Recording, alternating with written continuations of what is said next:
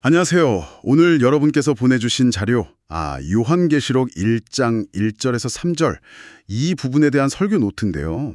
이걸 같이 좀 깊이 들여다보겠습니다. 네, 많은 분들이 요한계시록 하면은 좀 어렵다, 무섭다, 뭐 이런 생각 먼저 하시잖아요. 그렇죠. 네. 오늘 이 자료 보면서 이 책의 진짜 의미, 또 그 배경을 좀 제대로 알아보는 시간을 가지면 좋겠습니다.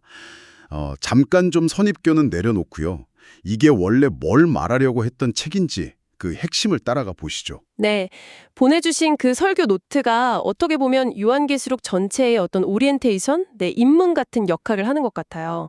특히 그 시작 부분 1장 1절에서 3절을 중심으로 이 책을 앞으로 어떻게 봐야 할지 중요한 실마리를 던져주고 있습니다. 자료 앞에 보니까 어떤 분이 쉬운 번역으로 읽었는데도 얼마나 무섭던지 이런 반응을 보이셨다는 얘기가 나오던데 이게 참 인상 깊었어요. 네네. 여러분도 혹시 좀 비슷한 느낌 받으신 적 있으신가요? 근데 바로 뒤에 1장 3절에서는 이 말씀을 읽고 듣고 지키는 사람이 복이 있다 이렇게 선언하거든요. 맞습니다. 아니 무서운데 복이 있다니 이게 좀 모순 같기도 하고 이 지점이 오늘 우리가 좀 파고들 부분 아닐까요? 정확합니다. 네. 바로 그 간극에서부터 요한계시록 이해가 시작되는 거죠. 자료에서도 강조하는 게 이게 그냥 비밀스러운 예언서가 아니라 실제 소아시아에 있던 7 교회에 보낸 편지 형식이었다는 거예요. 서신이죠. 편지요. 네. 실제로 그 교회들끼리 돌려가면서 읽었던 문서라는 겁니다. 그러니까 당시 사람들은 이걸 이해할 수 있었다는 거죠. 아하. 그 시대적 배경, 특히 도미티아누스 황제 때, 그러니까 서기 95년경인데요. 그때 박해가 정말 극심했거든요. 네, 황제 숭배 강요하고 그랬다고. 맞아요. 자기를 주와 신이다 이렇게 부르라고 강요하고 이걸 거부하는 기독교인들은 생존 자체가 위협받는 그런 상황이었어요. 와, 그런 상황이었으면 진짜 직접적으로 말하기는 정말 어려웠겠네요. 그렇죠. 자료에서 묵시문학이라는 말 쓰면서 윤동주 시인 이야기도 잠깐 나오던데 그게 이런 배경이랑 관련이 있는 거군요. 네, 맞습니다. 묵시문학이라는 게 그런 억압받는 상황에서 검열을 피하거나 아니면 공동체 내부 사람들에게만 메시지를 전달하려고 상징이나 은유를 많이 쓰는 방식이에요. 상징이요. 네, 동물이라든지 숫자, 환상 같은 걸 통해서요. 일제강점기 시인들이 은유로 저항 정신을 표현했던 거랑 비슷하다고 볼 수 있죠.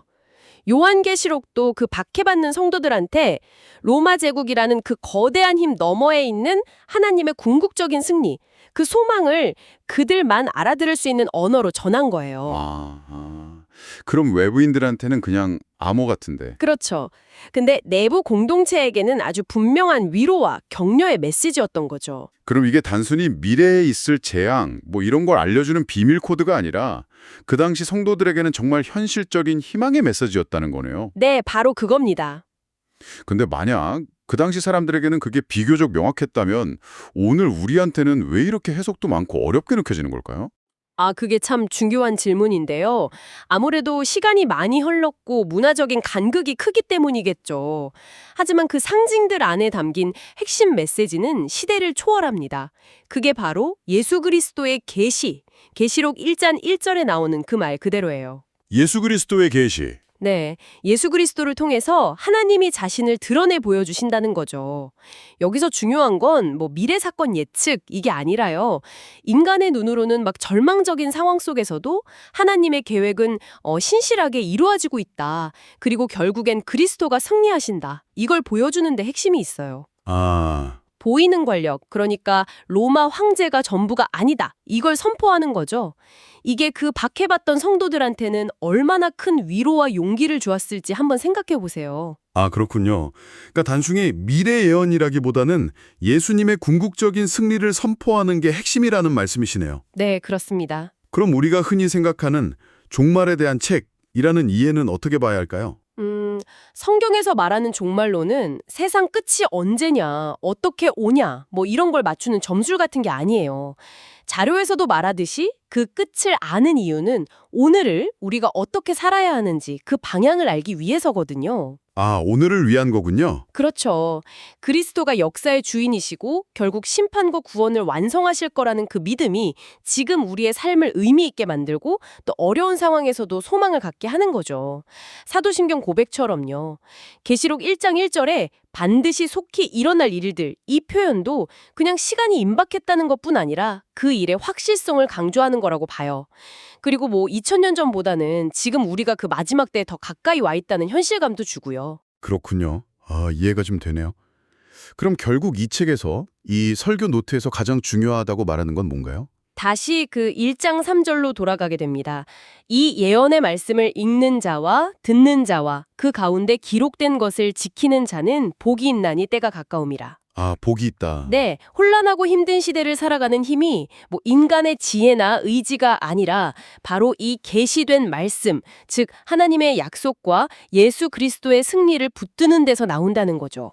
그래서 말씀을 읽고 듣고 또 삶으로 지켜내는 것, 그 자체가 복이고 세상을 이기는 힘의 원천이다. 이걸 강조하는 겁니다. 네, 오늘 저희가 요한계시록 1장 1절에서 3절에 대한 설교 노트를 같이 보면서 이게 그냥 막연히 무서운 책이 아니라 사실은 그 박해받던 초대교회 성도들에게 보낸 아주 구체적인 위로와 소망의 편지였다는 걸 알게 됐네요. 네네. 그리고 종말론이라는 게 미래에 대한 어떤 공포가 아니라 오히려 한계를 살아갈 힘과 지혜를 주는 관점이라는 것도요. 맞습니다. 핵심은 그거죠. 현실이 아무리 혹독해 보여도 역사의 주관자이신 하나님의 신실하심과 그리스도의 최종 승리를 믿고 그 말씀을 붙드는 것이 진짜 복이다.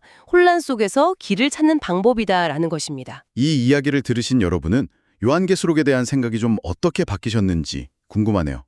로마라는 그 거대한 힘 앞에서 정말 작고 약했던 사람들에게 궁극적인 승리와 소망을 약속했던 이 메시지. 어쩌면 오늘날 우리를 압도하는 것처럼 보이는 이 세상의 여러 힘들 앞에서 이 계시록의 메시지가 여러분께는 어떤 새로운 의미로 다가오는지 한번 잠시 생각해 보시는 건 어떨까요?